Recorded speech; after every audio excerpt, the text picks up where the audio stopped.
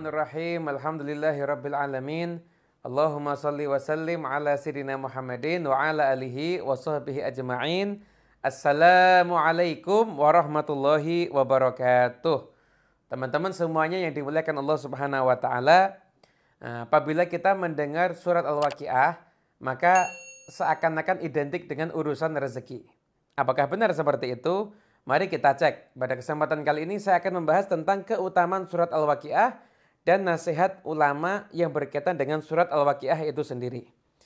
Diriwayatkan oleh Imam Ibn Mardaweh, Imam Abu Ya'la, dan Imam Al-Baihaqi bahwasanya Abdullah bin Mas'ud beliau meriwayatkan, sami'tu Rasulullah sallallahu alaihi wasallam yaqul, man qara'a surat Al-Waqi'ati kulla lailatin lam tusibhu faqah abadan.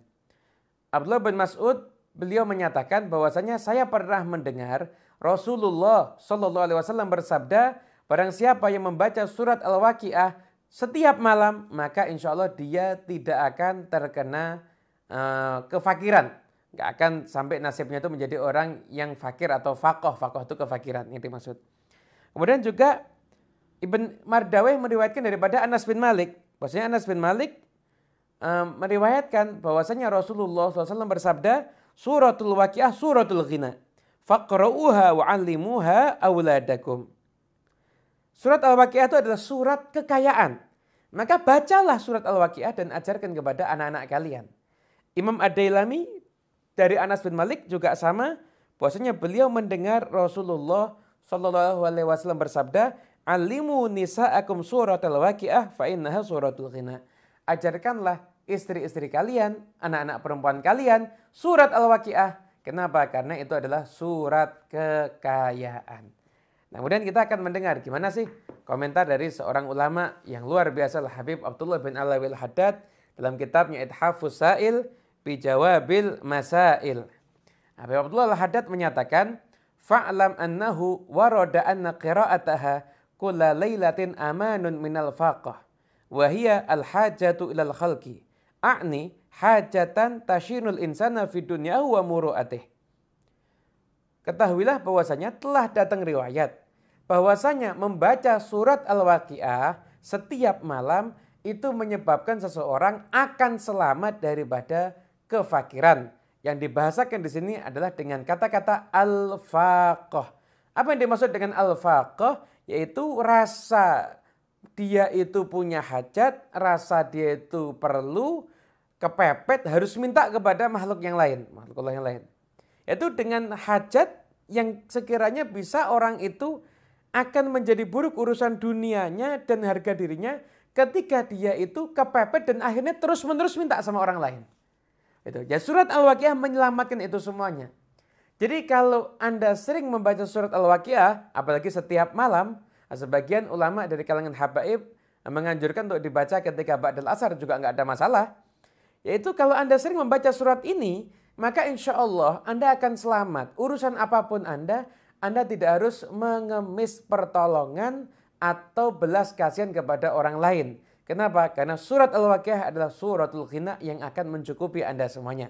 Sebagaimana juga dikisahkan, di sini juga disebutkan, qad qila li Ibn Mas'ud radhiyallahu anhu 'inda mautih, tarakta auladaka fuqara. Ada ucapan yang sampai ke Abdullah bin Mas'ud ketika beliau itu menjelang wafatnya, mengatakan, kamu tuh telah meninggalkan anak-anakmu dalam keadaan miskin.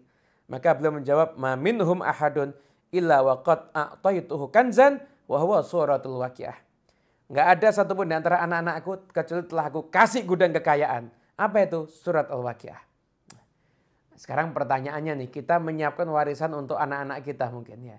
Apakah kita sudah pernah berpikir bahwasanya warisan anak kita bisa membaca surat Al-Quran, bisa membaca surat Al-Waqiah, paham surat Al-Waqiah itu adalah suatu kekayaan?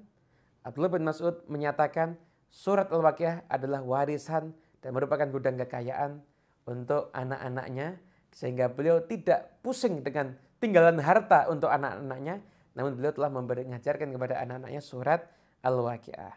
Kemudian di sini ada keterangan lanjutan dari beliau bahwasanya kita membaca surat Al-Waqiah dengan tujuan agar mendapatkan kemanfaatan urusan duniawi, atau kita nggak harus minta-minta ngemis kepada orang lain, itu adalah satu hal yang bagus. Tidak menjadikan niat kita itu menjadi buruk.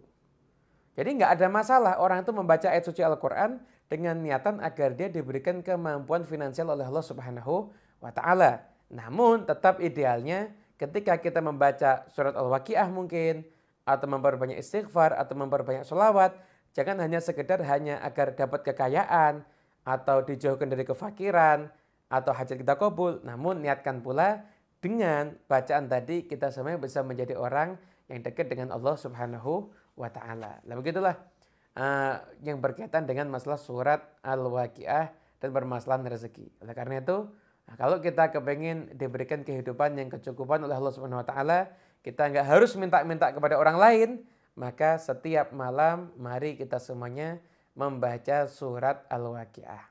Nah, kemudian kadang-kadang masih ada yang bertanya lagi, Habib, Ustadz, saya sudah baca surat Al-Waqiah, kenapa kok rezeki saya itu masih belum lancar?